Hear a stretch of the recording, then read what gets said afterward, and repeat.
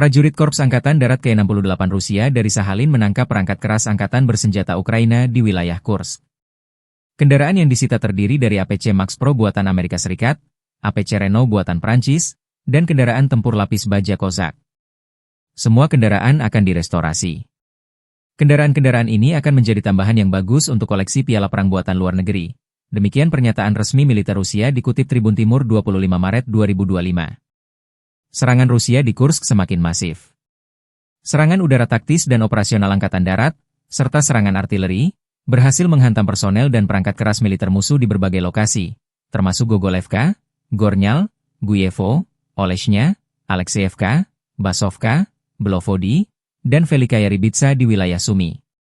Akibat serangan ini, pasukan Ukraina mengalami kerugian lebih dari 190 tentara, serta kehilangan 3 kendaraan tempur infanteri, 3 kendaraan tempur lapis baja, 6 kendaraan bermotor, 3 senjata artileri, 3 mortir, 1 stasiun peperangan elektronik, dan 3 pos komando UAV dalam pertempuran pada siang hari.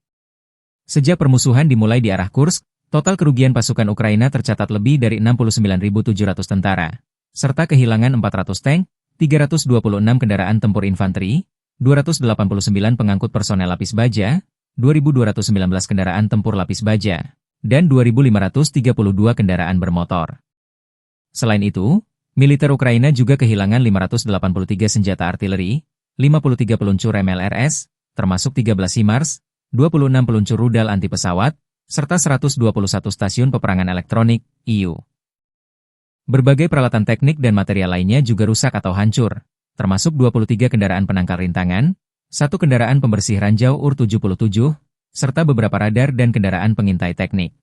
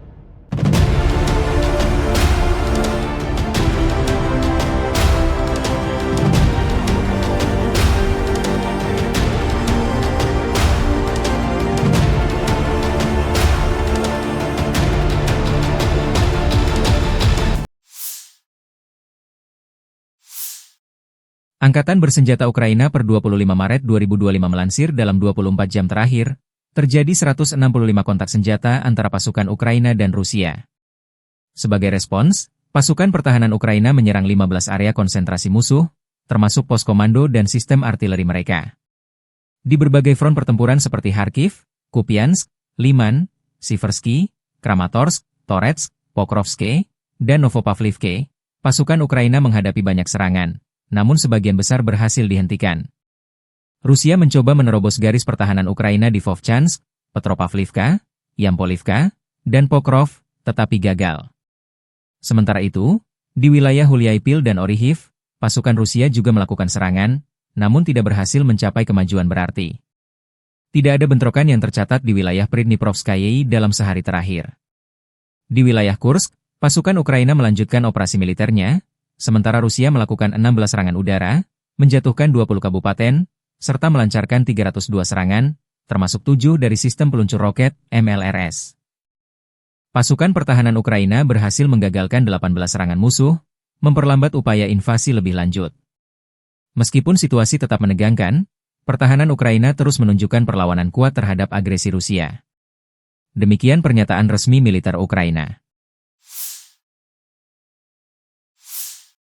Pasukan Ahmad Chechnya dan Angkatan Darat Rusia melancarkan serangan tepat sasaran menggunakan TOS, sistem peluncur roket termobarik, untuk menghancurkan posisi angkatan bersenjata Ukraina di dekat Udi, wilayah Kharkiv. Video dipublikasikan pemimpin Chechnya Ramzan Kadyrov 25 Maret 2025.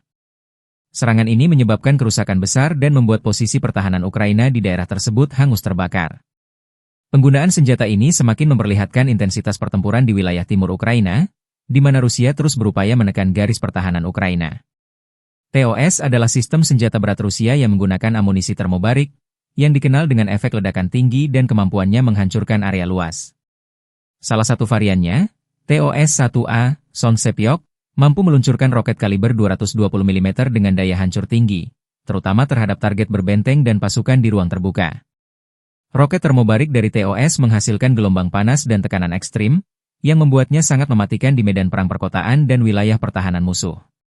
Serangan ini menunjukkan bagaimana Rusia mengandalkan sistem persenjataan berat untuk memperkuat posisinya dalam konflik ini. Dengan medan perang yang terus berubah, Ukraina juga berupaya mempertahankan wilayahnya melalui berbagai strategi militer dan bantuan dari sekutunya. Situasi di Kharkiv masih bergejolak, sementara pertempuran di garis depan terus berlangsung dengan intensitas tinggi.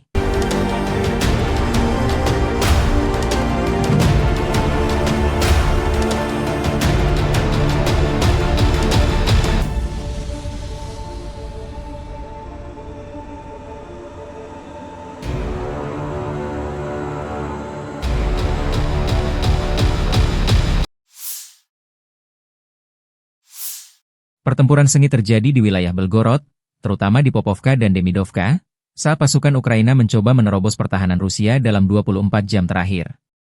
Pasukan operasi khusus Ukraina sempat mengepung benteng Rusia di Popovka dan melancarkan serangan dengan granat. Banyak tentara Rusia, termasuk penjaga perbatasan, mengalami luka-luka, bahkan beberapa tertimbun di bawah reruntuhan bangunan. Meski demikian, mereka tetap bertahan dan terus berjuang mempertahankan wilayahnya. Dengan dukungan UAV dan artileri, pasukan Rusia berhasil memukul mundur musuh, yang akhirnya melarikan diri ke hutan di dekat perbatasan setelah mengalami kerugian. Sementara itu, pertempuran di Demidovka masih berlangsung hingga 25 Maret, dengan pasukan Ukraina yang bersembunyi di rumah-rumah warga setelah gagal merebut desa. Tentara Rusia terus melakukan upaya pembersihan untuk mengusir pasukan Ukraina dari area tersebut dan mempertahankan kendali atas wilayahnya. Situasi di Krasnoyarsk juga dilaporkan masih bergejolak dengan pertempuran yang terus berlanjut. Pasukan Rusia mengandalkan serangan artileri, drone pengintai, dan pertempuran jarak dekat untuk menahan laju serangan Ukraina. Dengan medan perang yang dinamis, kedua belah pihak terus berusaha memperkuat posisi mereka di tengah eskalasi konflik yang masih berlangsung. Angkatan bersenjata Ukraina 25 Maret melansir, militer Rusia total kehilangan 905.940 tentara di Ukraina sejak dimulainya invasi skala penuh pada 24 Februari 2022. Jumlah ini termasuk 1.180 korban yang diderita pasukan Rusia hanya dalam sehari terakhir. Angkatan bersenjata Rusia juga kehilangan 5 tank, 18 lapis baja dan infanteri, 61 sistem artileri, 118 drone, dan 98 kendaraan tempur dan pengangkut BBM dalam 24 jam terakhir.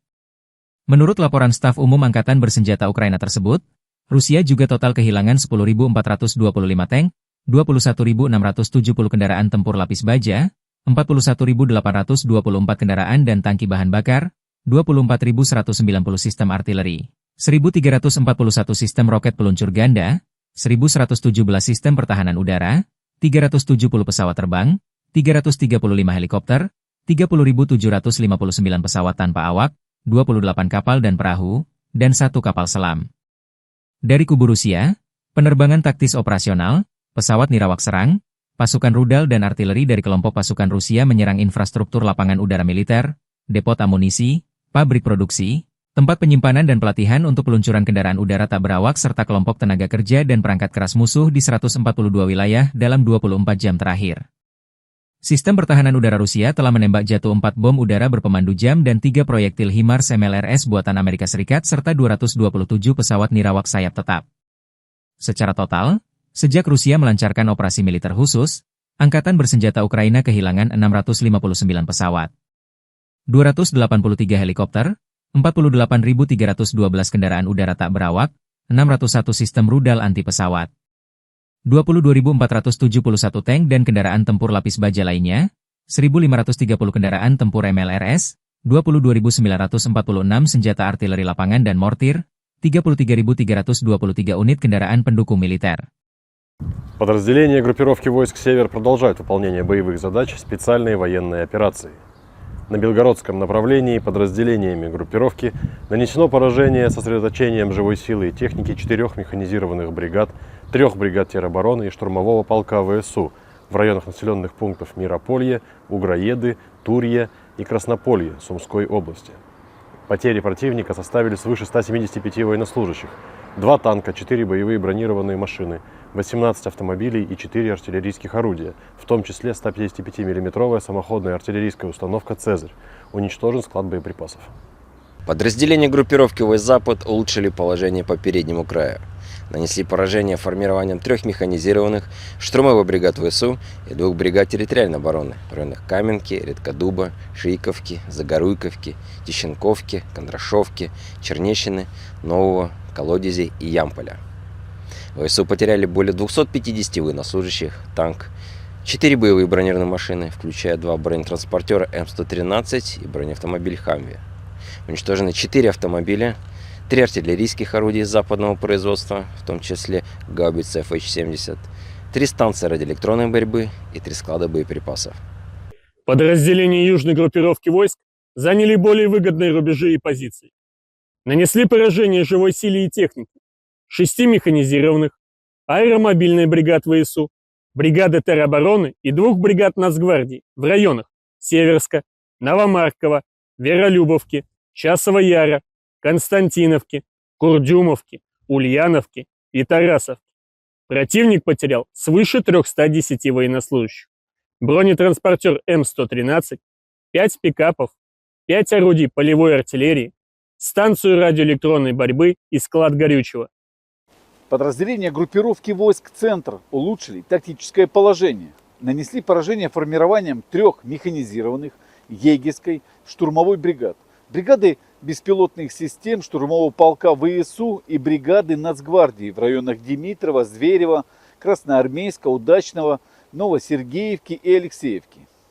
Потери украинских вооруженных формирований составили до 460 военнослужащих, 6 боевых бронированных машин, в том числе 4 бронетранспортера западного производства, 2 БТР М113 и 2 БТР ВАП, 8 автомобилей и 4 орудия полевой артиллерии. Подразделения группировки войск «Восток» продолжили продвижение в глубину обороны противника, нанесли поражение живой силе и технике, горно-штурмовой, аэромобильной бригад, бригад морской пехоты и территориальной обороны в районах Разлива, Тимировки, Вольного поля и Новополя. ВСУ потеряли до 145 военнослужащих, 2 боевые бронированные машины, 3 автомобиля и 3 орудия полевой артиллерии, включая самоходную артиллерийскую установку «Панцерхаубица-2000». Подразделения группировки войск «Днепр» улучшили положение по переднему краю. Нанесли поражение формирования механизированной горно-штурмовой бригад, 2 бригад береговой обороны ВСУ и 2 бригад территориальной обороны в районах Новоданиловки, Малых Щербаков, Лобкового, Каменского, Понятовки и Антоновки. Уничтожено до 90 военнослужащих, танк, 3 автомобиля, 155-мм гаубица М777, станция радиоэлектронной борьбы и склад боеприпасов. Дорогі українці і українки, головне за цей день. Зараз в Сумах ще триває рятувальна операція, всі служби залучені, ДСНС України, Національна поліція, медичні служби, наші комунальні. Дуже багато постраждалих станом на цей час, відомо про майже 90 постраждалих людей. 17 дітей серед них. В епіцентрі школа, житлові будинки. На щастя, діти в школі були в укритті. Я вдячний усім, хто допомагає людям і всім, хто рятує життя українців. Кожен такий день, всі ночі з російськими ракетами і дронами проти нашої країни. Кожна доба війни – це втрати, це біль, це руйнування, яких Україна ніколи не хотіла. Війну принесли з Росії, саме в Росію треба війну виштовхувати, саме їх треба змушувати до миру, і саме на них треба тиснути, щоб була безпека. Я дякую всім, хто нам допомагає у цьому. Я дякую всім, хто працює на безпеку України, на захист наших людей, на захист наших міст.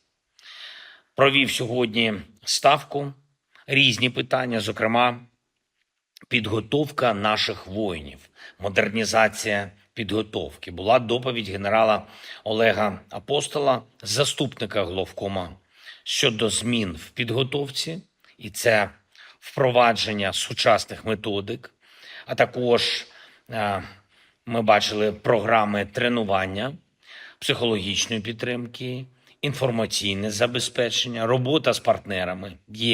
Є певні питання, які треба вирішувати. І також була доповідь по програмі з контрактом 18-24. Доповідали щодо перших результатів програми. Ми будемо розширювати її. Я був на фронті в суботу. Є запит конкретних бригад.